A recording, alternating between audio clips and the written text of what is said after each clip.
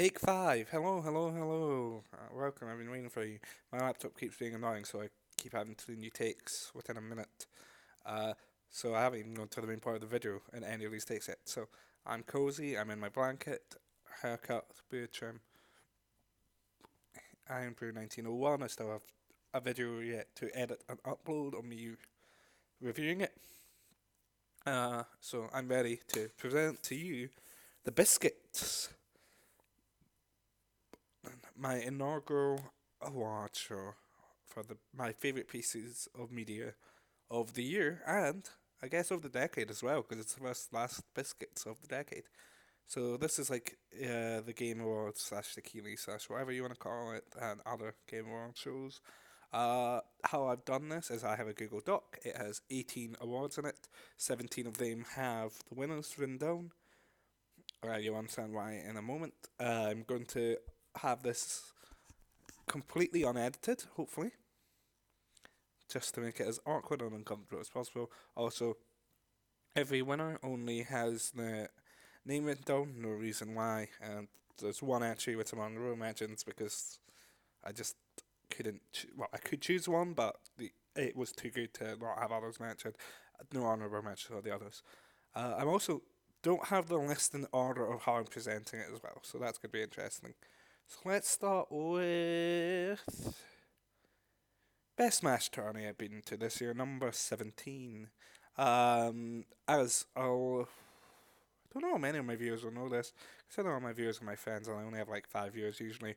All of you will probably know this, but I went to Albion for down in London in July for the weekend. It was in Emirates Stadium, the Arsenal football, UK football stadium, and it was amazing. It was not just the best ultimate tournament I've ever been to. It was the best tournament I've been to in my life. It was really well ran. The people there were lovely. I made lots of new friends, especially at the LGBT meetup. Um, Made some new friends as well in the house. Shout outs to Pew, especially my boy. Moved up here, so I haven't seen him since. But probably don't even know how well he's surviving. He is on Paisley after all. Ha ha ha ha ha. Paisley's unsafe. It's a joke. Yeah. So Albion Farrell was amazing. It was such a good way for GP to end his tournament series and a good send off to him. And I just had a wonderful time. And shout out to Glinley for finally defeating the Buzz, his bracket demon, to win the tournament. Good stuff. Next up, number 16, Best Match DLC. My favourite has been Banjo. The reason being is Banjo should have been Smash a long time ago. He's finally here. I enjoy the character. He's fun. I get he's kind of lame, but I just enjoy him. I also like Joker as well. Both are very good. All the Smash DLC have been good. Hero is hilarious actually, so I might change Best Smash DLC to Hero. He's not the best, but award he okay. There's 19 awards now because the funniest Smash DLC goes to Hero because that character's design so anti-competitive and it's kind of funny and I really enjoy playing him in friendlies. Okay, next up, the number 13. I don't have an award here. I just wanted to apologize to Hop. You are a great character and rival and I was wrong to criticize you initially. Yep, so this isn't an award per se, but I'm just wanted to say to Hop from Pokemon Sun and Shield, I'm sorry. You're a fucking fantastic character. You're a good rival. Oh, I can swear on this. And for the longest time, literally the day after the game's release, I kept calling him Hal by accent because I was just like, he's Hal 2.0, except he wasn't. That was before I reached his character arc, and then he's a good kid, and I feel sorry for him, and I hope if we ever get a sequel, he's achieved his dreams. Best animal, number 12, Honk. So the Goose from Untitled Goose Game. I'll be coming back to that game. I loved that game. Love that goose. Hilarious goose. Actually, number 20 new award, Best Character of the Year, also goes to the Untitled Goose. Or Benedetta from Fire Emblem Three Houses. It's a pretty close fight between Honk and um, Bernadetta, who I can't get into why I love her so much too much without spoiling some of the game. Maybe I'll get back to her in a bit to talk about another award. Okay, so next is going to be a row of categories. These are the X, best older X I experienced this year. So there was a lot of the games I played this year were actually from 2019. A lot of them were from 2018, 17, whatever. Same with movies, same with anime. So, speaking of anime, number 11, best old anime I saw this year was Cowboy Bebop. I had meant to get around to this years ago, never did. People found me really annoying because I never watched Cowboy Bebop. I found me really annoying because I never watched Cowboy Bebop. 1 second. I know I said unedited, but I really needed to sneeze and I don't want to sneeze on camera, so I paused it. So if there's jump cuts, that's why. It's just going to be me sneezing. Off camera. So, yeah, I meant to watch Cowboy Bebop for years. I'll be honest, part of the reason was that I'm very much a hipster a lot of the time, and people recommended Cowboy Bebop to me so often made me just like I could never live up to the hype. It could never live up to the hype. It lived up to the hype. It's my third or fourth favorite anime of all time now. Gurren Lagann slash my winner of anime of the year are currently fighting for number one and number two. Gurren Lagann having been uncontested for a decade, and then suddenly my anime of the year winner that you'll see later. Um, it's close, but Cowboy Bebop is there.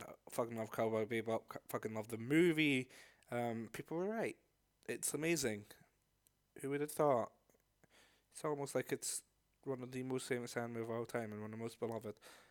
Next is best old movie I saw this year, which I'll be honest, I only put in this award specifically so the movie that won this could get an award because it didn't come out this year, and I wish it did only because I wanted to give it every single award possible because it might be one of the best movies ever made and one of my favorite movies ever made.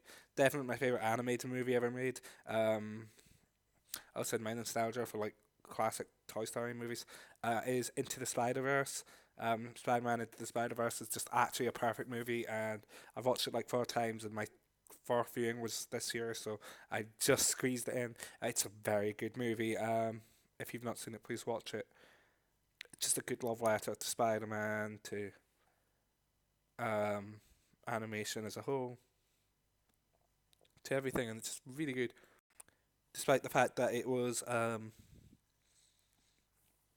made by Sony Pictures, who made the Emoji Movie. But also, it was made by like the Lego Movie guys, so of course it's good. Okay. Finally, best older game I played this year is a joint award winner because of the fact that every time I decided one of them won, I remembered the other one, and it's such a close race. And I'm also worried one of them is recency bias because I only finished it like a week ago, literally a week and 2 days ago. So Celeste, which I beat early in the year, February, March. Incredible game, one of the best indie games I've ever played. Anyone who puts as their indie game of the decade is completely correct. It's not my personal one, but anyone who puts as the game of the decade is completely correct because it is an incredible game. One of the hardest games I've ever played that I've ever that I have beaten. I have not played chapters 8 or 9 because I need to actually unlock chapter 8 first. So I need to do the peace signs, and then I'll need to do chapter 9, which is apparently like really hard. But the base game I beat, and it is incredible. And as a person who suffers from anxiety and has suffered depression, this story really hit me hard. It's a great story. It's great gameplay. Some the best platform design I've ever seen, if not the best. Incredible game. Incredible game. I'm sorry, Shovel Knight, but I think you finally been this way. This is my favorite modern platformer. Get in the bin, Shovel Knight. That's not fair. I'm gonna have to play Treasure Trove and play them all again.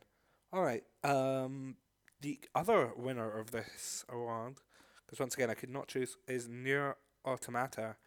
Automata, as I would have pronounced it until the game told me otherwise, literally at the end. So this is another game that a lot of people put as the game of the decade or the game of the year 2017, and I only got around to it this year, and I really wish I'd played it sooner because I'm not usually into nihilistic or bleak media. This is an exception. I'll be honest, I don't was not in love with the gameplay. It felt very like a Muso game. It felt very button mashy. to me at least. I also did play with the auto chips on because I'm bad at games, and I am not ashamed to admit that. But the story is incredible. I was always thinking about it, and I'm in love with that game, and I don't know what else to say about it. Shout outs to TV's Butt. No, TV's Butt is not even close to the reason why I love that game. The real reason is genuinely just the characters are great, the story is great, the music is actually.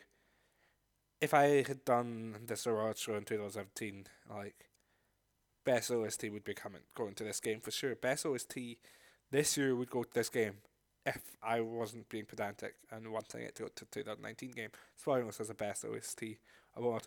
Yeah, it's amazing. It's just an outstanding game on our accounts. Minus the fact I wasn't big into the gameplay.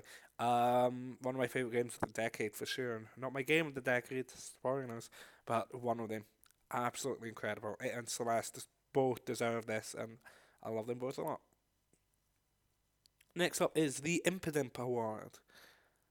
So I just really like Impidimp and I wanted it to get an award. So Impidimp, here you go. Could have given you the best Pokemon award of 2019, and honestly, you're my favorite design. So I 100% could. But you know what? No, you're getting the Impidimp award. I love you, Impidimp.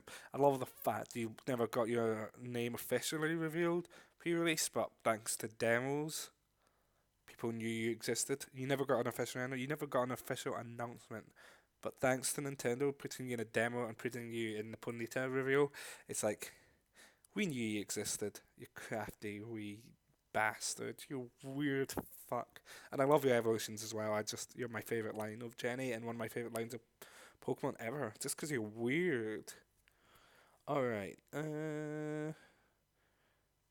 Alright, I'm just saying. Okay, cool. I think now's the time for number 15, which is the award that I haven't filled in yet. This is the first name I could think of while recording award. So this is going to the first game that comes to my mind um, by the time I finish the sentence, and then I will have a pause, and then whatever game I name at that moment is getting this award. So congrats to you, whatever game you're going to be, because you might never have gotten an award otherwise. And so many games are going through my head right now, loads and loads while I say this. So that's why I'm stalling, just to try and like get those out my system and get whatever new comes into my mind.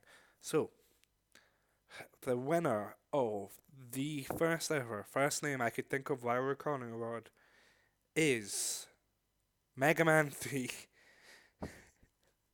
Of course it is. I fucking love Mega Man 3. Better than Mega Man 2. Anyway, right, so, well, congrats to Mega Man 3. Here's your justification for that award. You were the first name I could think of while recording for that award. Okay, next up is the best Toby Fox moment. So Toby Fox got a lot of moments in this year. He got to make the soundtrack for Town, a game that's apparently absolutely shite. He got to he got a song in Smash, like a version of Megalovania that he got to compose, being the second, I think, ever non-Japanese composer to compose for Smash, and he got to compose a song for Pokemon Sword and Shield. So out of these three, it has to be Sans and Megalovania and Smash Bros. Like, it was tough. The Bad Tower theme in Sword and Shield rules, and that is an awesome opportunity for him. But he's a part of gaming history now. He's a part of a series that celebrates gaming history. Sans got a me costume. I bought that before I actually downloaded Banjo, despite having the season pass. So and he got a really good version of Megalovania in, and it's cursed and it's amazing, and I'm just so happy for him, and I hope he continues to be an inspiration of the next few years and gets more opportunities with big names. And I can't wait for Delta, and I'm just really proud of Toby Fox. We're into the big ones now. I'm just double checking I haven't missed any. Yeah, so we still have Game of the Year, Game of the Decade, and Wheel of the Year. Best Indie Game, Best OST. My favourite movie, I wasn't going to call it Movie of the Year because I don't watch many movies. And number four, I'm not doing Anime of the Decade, it's too tough, but I do love One Piece, the manga more so. So that's number four's award goes to One Piece manga. Because I'm not doing Anime of the Decade, it's too tough, but I do love One Piece, the manga more so. So that's that award. Next up is Best OST. This is the one with the honourable mentions, because this is a tough one. Honorable mentions are Pokemon Sword and Shield. I've never heard anything use hollows so well as an instrument. Fire multi houses. It doesn't deserve to be even near being an honorable mention. Like the great songs in that game are outstanding. The soundtrack otherwise is just decent. So scratch that. And the other one is Cadence of Hyrule, a game I really wish I could enjoy, but when I played the demo I couldn't get into it because rhythm games are not for me. But that soundtrack is incredible. But the winner is Sayonara. I was gonna sing the line from the song named after the game, but my brain just forgot the tune. And anyway, that's for the best. I can't sing anyway. Sayonara Wild Hearts.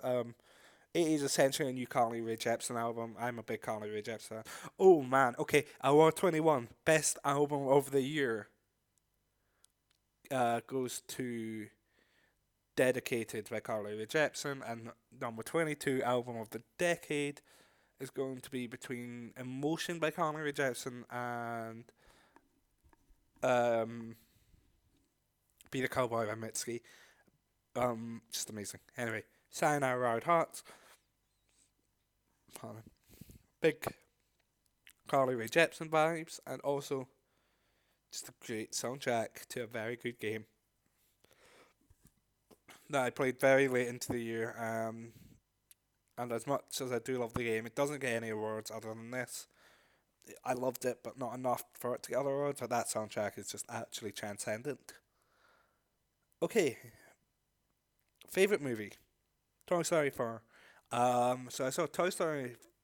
This isn't every movie I saw this year, but off the top of my head, Endgame, which I liked, but the more I think about Endgame, the more I dislike it. It was good. It had issues. Really wish they'd stop fridging the female characters with that cliff. Uh, Endgame, Rise of Skywalker, which I'm mixed on. Premiere, which was incredible and a very much a contender for this slot. Might be Premiere. No. Toy Story 4, Shazam, and I'm sure it's other movies. I didn't see Joker 2019, not my kind of movie. Anyway, Toy Story 4 has no right to exist and it has no right to be as good as it is, but it exists and it's good and it tells a very good story that ends Woody's storyline perfectly, despite the fact that everyone, including me, thought that Toy Story 3 ended it perfectly. This actually does, and it's just an amazing movie, and I cried a lot. And I really fucking love Toy Story, and it's not my favourite Toy Story. Toy Story 3 still exists, but it's up there. And yes, Toy Story 3 is my favourite Toy Story.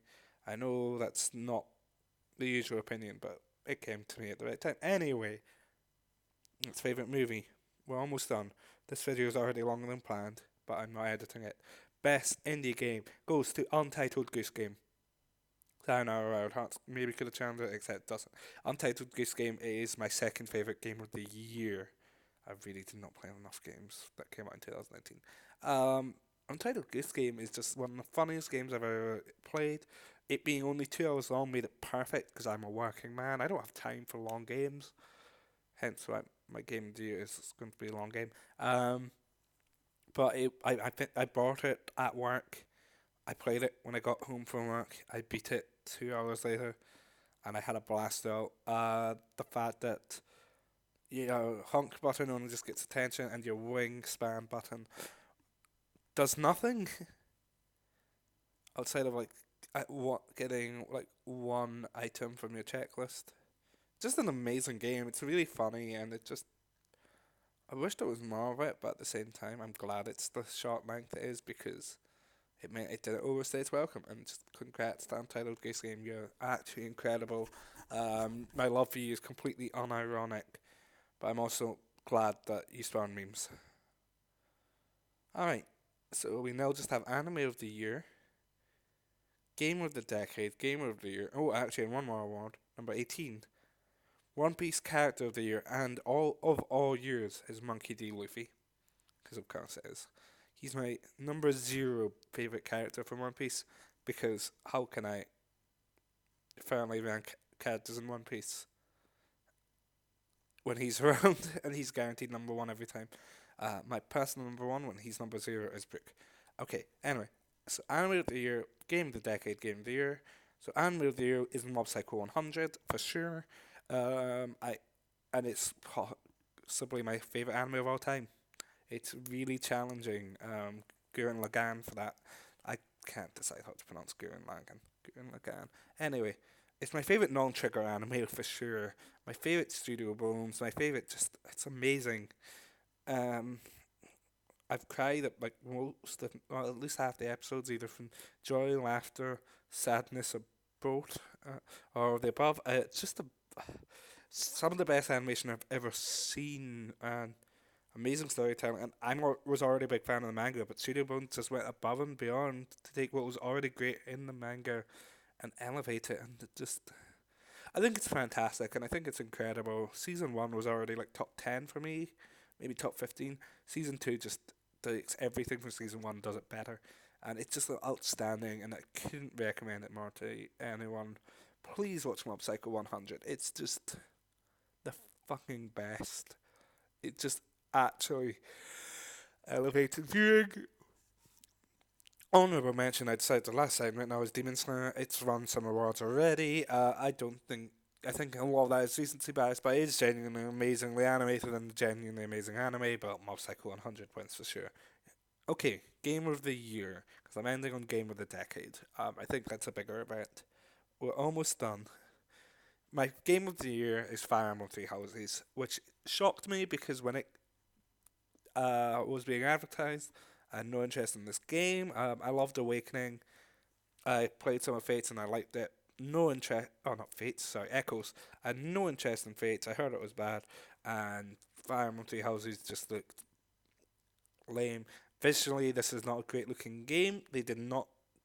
Nintendo have historically been pretty bad at advertising RPGs in their directs because they'll just talk too much about them and then not show enough gameplay.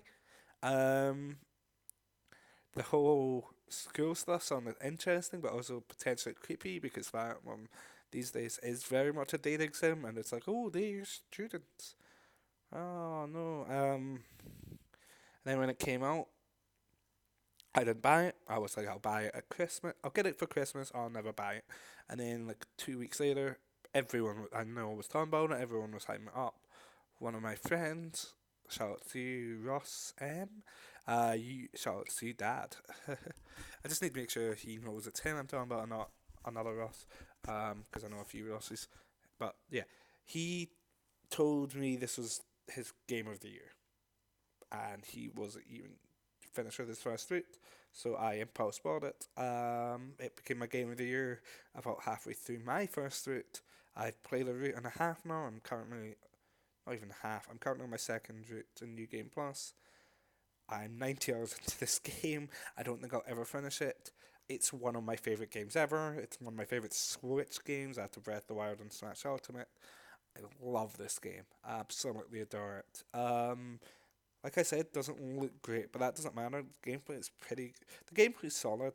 It's the writing that carries it, though. Every single character, there are two playable characters I don't like in this game. Neither of which I've learned much about backstory wise. So, and both of them I've heard get better. Like every other character in the game who I initially didn't like did. Um, this is a massive cast, by the way, and I love most of them. Like 30 odd characters, probably.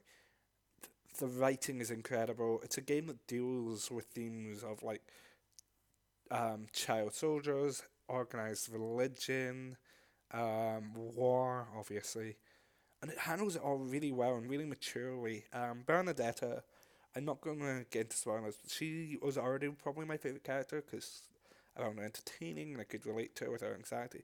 Her support really upset me, and it made me view all the interactions I found funny with her earlier in a completely different light. Marianne as well, but she was never played for laughs. She was always clearly, well, she was, but not as much. She's very clearly suffering some depression, and she goes through a lot of shit in the game. And it's just it's everything is handled really well, and the game's really good. It does a lot to as well to talk about PTSD and trauma and a lot of the negative sides of war and religion and all that. And just, it feels like it handles it not just really well and really maturely for a game, let alone for a AAA game, let alone a AAA game published by now, but specifically for a Fire Emblem game. Because I love Awakening, a modern Fire Emblem game. I can't talk about old ones. I love Awakening. Some of the writing in that game could be pretty bad. Three Houses is solid throughout, and I just adore this game. Absolutely adore it. It's fantastic. And my game of the year for sure. Uncontested. Second is Goose Game. Third is Pokemon. Anyway, playing the game of the decade. This is the game for me personally that just did the most. That impacted me the most as a human being. And one of the most important games I've ever played, if not the most. It's not my favorite game of all time. It's up there. I think it's top 5 or 6. It's really, it's like the game that's impacted me the most outside of like Ace Attorney and Pokemon, pretty much at this point. Um, and it's not Minecraft because I've never played Minecraft, but Minecraft objectively is probably game of the decade. That game's just done so much. But for me personally, it's Undertale. This is my favorite indie game ever made. This is one of my favorite games ever made. When I first played it, or like when I first played the demo back in 2016, I liked it, but I didn't love it until I killed Toriel by accident. Well, not by accident. I didn't know I could spare her because it takes so long and it's not super communicated well, and you need a lot of patience to do it. But I killed her, and I felt so guilty. And then soft reset, and I spared her, and Flowey remembered, and I bought the game immediately afterwards because Flurry remembering hit me and showed that that game was something special. And then I did the neutral run, and I thought it was the pacifist run.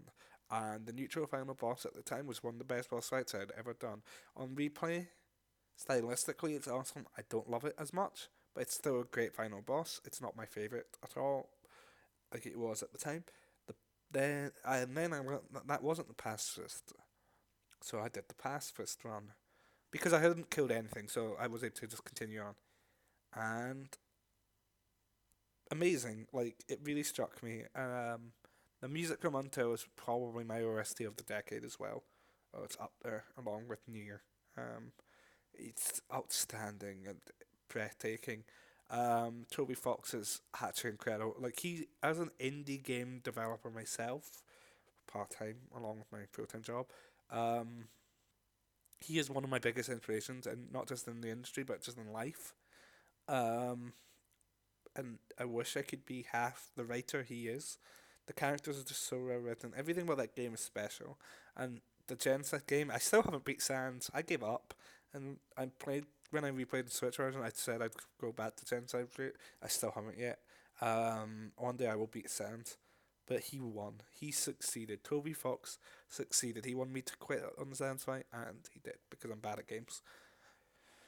But Undertale is a very important game to me, and I'm not going to get into more details particularly, but there was one scene in particular, like, it was already my favourite game of 2016, or a contend for my favourite game of the decade, but the moment I knew it was my game of the decade was 2017. I was suffering, this is going to be some real talk here. I won't get into details, but I was suffering an identity crisis. I was suffering really bad mental health issues, some of the worst I have in my ever had in my life. And then I came across the image from the game. Despite everything, it's still you. I wept for probably hours at that point because no matter how much my friends were trying to help me, no matter how much people were telling me, none of it was clicking, but just something about that one line hit me. And it was the first step towards my recovery. And yeah, just that game's special. That game is very. You can tell it's Mother inspired because like it's hit me in ways that only Mother 3 has, and Mother 3 and Undertale 2 are my favorite pieces of media of all time. Not just games. Like they hold a special place in my heart, and I just love Undertale so much. And I love Deltarune as well, whatever it is. I'm looking forward to seeing more, but Undertale I think is just undisputed my game of the decade, and I don't think I'm. It's gonna be a long time till I find a game or piece of media I think that'll hit me the same way Undertale has. That'll influence me the way Undertale has. It's just it's a special game to me. It's a special piece of media, and I absolutely adore it. And I think it just in every way it deserves game of the decade for me. The biggest I could give it is its art style, and even then, it works for the tone of the game. It's it's the funny game. It's a sad game. It's an emotional game. It's an honest, heartfelt game, and it's got a really good moral. It's just I fucking love you, Toby Fox. Thank you for Undertale. Thank you, Insist, for handling three houses. I guess your game's great. It's no Undertale. It doesn't hit me the same way. It's not a game that I'd ever want to say thank you for. But yeah. Anyway, I was hoping this would be a funnier video than it was. It wasn't funny. It was just me saying things. I hope that's okay with you guys. It got very honest and very real at the end, but just Undertale's an important game, and every game I make is the writing style is very inspired by Undertale and the Mother series, and the best compliment a friend's ever given me on my games is when he was playing Undertale. He messaged me and said you could that my writing style reminded him of mine, and that you could tell how heavily inspired I was. And it was the nicest thing anyone's ever said to me, or one of the nice things. Even being compared to Toby Fox at all with my writing style is just it's what I'd like. I'd like to be like him in a lot of ways, and I'm actually on to tear up now. I'm getting emotional, so I think I'm going to end the video here. But this was the biscuits. Uh, I was hoping to have physical biscuits that I would eat with each award, but also I didn't want to like stuff myself. Anyway, have a good one, everyone. Bring on 2020. I hope it's a better year than 2019. Not for games, well, maybe for games too. I mean, Animal Crossing is going to be my game of the year unless Final Fantasy VII Remake is genuinely the best game I've ever played. Also, shout out to Final Fantasy VII. I finally started playing that game. I haven't beat it yet. It's amazing. It's no Celeste. It's no Neo Automata for me, but it's still an incredible game, and I can't deny that. But yeah, unless the Final Fantasy VII Remake is outstanding, Animal Crossing is probably going to win Game of the Year for me next year. 2020 will be a great year for games, a great year for media. I'm hoping it'll be a better year for the world. I'm hoping a better year for politics and a better year for me as a human being. Love you all. Have a good night, day, whatever time it is. Have a great 2020. I'll see you later. Buff Isabel.